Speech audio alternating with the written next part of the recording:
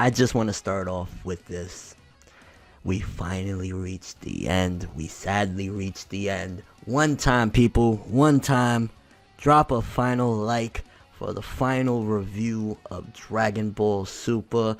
I want to see this one over 9,000 and beyond, because Dragon Ball Super itself absolutely deserves it for all of the countless and countless Saturday nights that it provided us.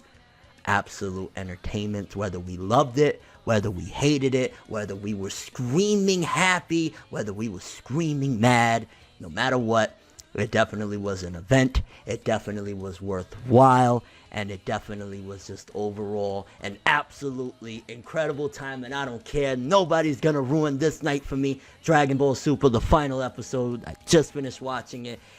Oh boy, yo, now this is gonna be raw, I'm not gonna lie, I'm gonna give a deeper dive at some other time, but for now this is gonna be straight raw, barely any edits, because I want to keep it 100% how I feel right now.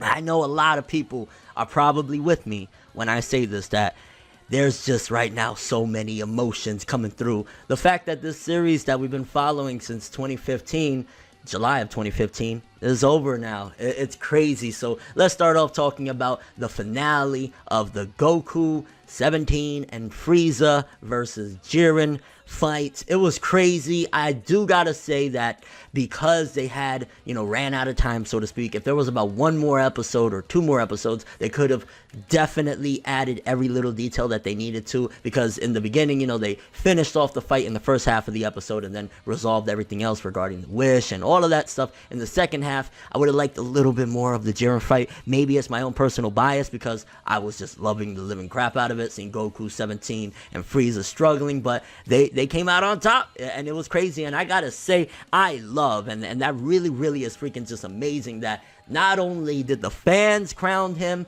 but even the gods themselves, the great priest, the Zenos, everybody unanimously had to say, yo, 17 for MVP, 17 for the win, people. And I rocked with this so heavy. I was so excited and happy that 17 got what is rightfully his, and that's the respect and all of the attention that is coming his way at the end of this episode, because it was pretty damn lit to see 17 get, again, it's like he put so much work in, so much time, and it was like, yo, MVP that motherfucker. Now again, the defeat of Jiren, his character, there was so many other ways they could have gone with Jiren, I think, in terms of, like, if we had a little bit more time to really have a final classic battle, the way they presented it, right? Because again, I think Dragon Ball Super, they realized with this series that there were so many years of Dragon Ball Z where it was non-stop, yo, Goku comes Spirit Bomb, yo, Goku comes Kamehameha, yo, it's over. The fact that we got that big Goku battle, but then they resolved the entire tournament and the final fights in a different method, having Frieza a part of it, having 17 a part of it, excellent. Honestly, Super and Toei, with the things that they nailed it very well. You could argue about the criticisms, but when they nailed it, they knew what they were doing. So all of that, you know what I'm saying, regarding having 17 being MVP, the way they got rid of, well, not the way they got rid of Jiren, because again, Jiren, I was really rocking with him, right? But definitely they've come to terms with the times, and what I mean by they, again, Toei, they're really realizing what it is, and they really looking at the world and the fans' perspectives and being like, yo, we gotta rock with you on this one too. So really shouts out to them. But man, so the first half of the episode, Jiren gets not bopped, but essentially they struggle, and it was a change. It was these three, it was this MVP, it was a change of seeing Frieza kind of being on the good guy's side. Throughout this tournament he's been that way, but really in the final push, and the little sentimental conversations between Goku, 17, and Frieza, but in particular Goku and Frieza, it was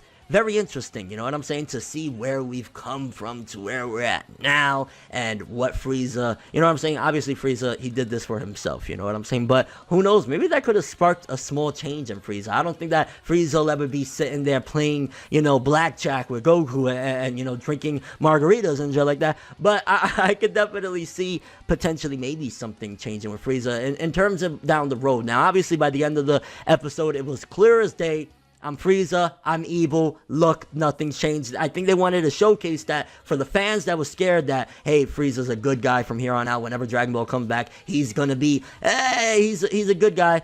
No, he's still evil, and now that we know we have a film coming out at the end of the year, I'm imagining that Frieza is going to have a big part. Maybe again, he decides to attack Earth and extract his revenge, and then that villain, the Saiyan guy, gets involved, something like that. But let's talk about, the end and how things were resolved. We'll go back to the Jiren thing, because there's a lot to say, honestly. This is the ending. I really want to express a lot of my opinions, my raw thoughts and feelings at the same time.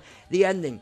17 gets, not only the wish, which it was the right thing to do, of course, but he knew in reality, come on, you're going to use this almighty dragon that could restore lives, and instead you're going to say, I want to go on a cruise. Like, that would be so, like, whoa. So, he got the wish for everybody, which was typical. And I think the way the Omni Kings and, what we said regarding that, everyone figured that they're going to wish back the universes anyway. The winner's going to say, that was cruel, let's bring it back. So it's not a big deal. That's why they did it the way they did. And that also showcases that there was never any malice behind it. So all those theories, including myself, because at times it did really feel like, is the Great Priest an evil guy? Like, what's going on here? It definitely wasn't the case. It was just more so them playing with the fandom, and I think that's an interesting take, because they could have gone the classic, like, the higher-ups are the real evil guys and the real problem, but they didn't, and it was more so like, we all knew y'all were going to do the right thing, so we didn't really care, and if anything, that pushed you guys to give us a better fight. When the dragon came out and everything, I was like,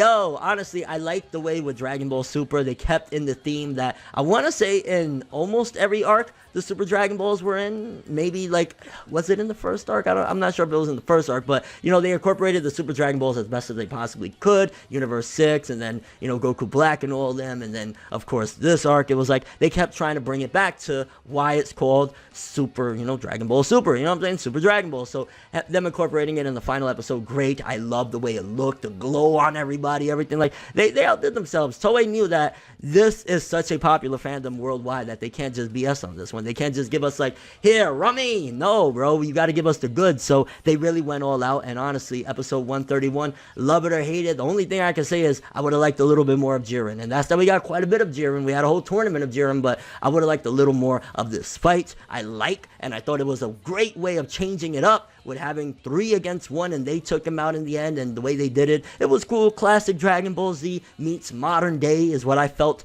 they accomplished with that one, but a little bit more would have been nice. And aside from that, everything else, they hit the nail on the head. Bringing back Frieza, not having to drag it out that Goku needs to go collect Shenron's balls and shit like that. Like, no, it was, bam, we did that. Now, let's talk, is that a Deus Ex Machina? Is that just like, what type of power does Whis have? Like, what is the limits? Like, this dude can rewind time. Like, honestly, you could argue that Beerus and Whis, since they've been introduced into the series, have been incredible plot devices to advance things in a way that prior to, their existence were impossible. Like, again, we don't want to waste 10 minutes of Goku collecting balls. Here you go, you're back. I mean, they could have fast forwarded and just Goku shows up with the balls after like a, quick second. So they could have done that, but it was an interesting way of doing it. And again, it always makes me question, like, to what extent is Whis' power? And, just seeing everybody in the finale, and I know I'm not going to remember everybody. With that being said, going back to the whole situation with, seeing all of the characters, right? Now, 18, we got to see her, and, she was really happy. It's kind of funny. She shows sometimes when things are dire, of course, she shows her love and affection for Krillin and how much she cares, but she'll show it for 17 a lot more because, that's her twin brother and shit like that. Like, when she came running, she was like, it was a nice moment, and it felt nice to see that reunion, just seeing everybody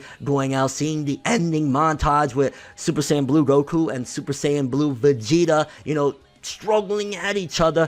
I was like, how can you hate on this? You know what I'm saying? It's really nice, very simple. It was safe, maybe, but it's nice. Now, I wish they would have given us some confirmation one way or another what's happening with the series after this, aside from the movie. I guess we're gonna have to wait until the movie. Like, we're gonna be left in suspense regarding Dragon Ball coming back for a while. I do know that the anime that is replacing it, Kitaro, is confirmed for like 50 episodes. The ending montage, again, everybody just, the outro, I was like, it's a nice way to send off Dragon Ball Super. Honestly, I was very satisfied with the ending. Again, safe or whatever, but regardless of what, they did things in a very interesting and, they did things in a nice manner. And again, we just gotta wait and see what's the future holding for us. Again, overall, my final thoughts on this episode in particular, the fight, good job. 17 getting what he wants. Frieza coming back to life, setting things up for future arcs. Goku, you know, him not having the big win and stuff like that. Even Vegeta talking more about UI at the end, Ultra Instinct. It was nice, honestly. I really enjoyed it, and it's just sad. It's like a weird, bittersweet feeling like, yo, the tournament's over, Universe 7 won, everybody came back, Kaba said, you held up your end of the bargain, master, blah, blah, blah, whatever. Like, all of that was great. It's just really like, damn, it's over. Now, I want to ask one final question. Obviously, we're still going to talk about Dragon Ball for time and time to come, years to come. You know, the movie's coming out, there's going to be news, there's going to be discussions, whatever anime or whatever video games, there's going to be plenty of stuff to talk about. So it's not the end of Dragon Ball, it's just the end of Super. But favorite moment or favorite memory, not necessarily even that it has to be a moment itself, but maybe it was just watching one of the episodes with one of your parents or with your child. Like, honestly, one of my favorite that I can remember was, it was about a month after my daughter came home from the hospital, and we was, you know, I was a little still, you know, I'm new at this or whatever, and we're watching a Saturday night, she doesn't want to go to sleep, and I'm feeding her, and Dragon Ball Super comes on, and we look at the TV, and I look at her, and she's really into it, and I was like, yo, this is one of the best feelings in the world, one of my favorite things, one of my favorite hobbies, one of my favorite programs, and my favorite person in the world. So definitely that's one of my favorite memories. And honestly, thank you Toriyama, thank you Shueisha, thank you everybody that participated in bringing these years of entertainment. I look forward to whatever Dragon Ball has in store for us in the future, and thank you to each and every person that rode with me through this wave. It's been crazy, you know, a lot of changes. My life was totally different when Super first came to when it left, and yeah, thank you for everything that you did, Super, and I look forward to more Dragon Ball in the future, and I look forward to rocking with you guys very heavy in the future as well. That's all I have for this one, though. Thanks for watching. Hope you enjoyed. If you liked anything I had to say or enjoyed the video, drop me a like. I'd greatly appreciate it. And if you want more from me, make sure to subscribe. Follow me on Twitter, Instagram, and stalk my Facebook to get more when the video ends. I'm ForneverWorld, and as always, people, have an awesome day. And remember the golden rule: anime and manga for life, boy. Bow. Have an awesome day. I mean, just again, real quick, like, what an episode, bro. It's over. The Tournament of Power's over. Yo, deep dive and all of that shit, long discussions and everything else will be coming or whatever. I know I probably missed out on some things, but have an awesome day. Sometimes I be riding your face and hit like Genjutsu in place. That's how it be, though. Nothing but great effort just to get a C, though. Eyes watching, but we never seem to be, though. Even when stakes are high, we never seem to meet, yo. It's always please, yo. Never satisfied, though. What the fuck I gotta do to get by, though? No matter how much I seem to fucking try, though. At times I really wanna motherfucking die.